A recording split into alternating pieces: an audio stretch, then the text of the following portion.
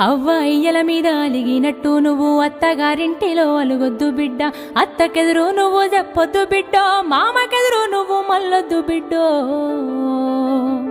అది అత్తగారిల్లే బిడ్డో, బతుకు కత్తి మీది సాము బిడ్డ.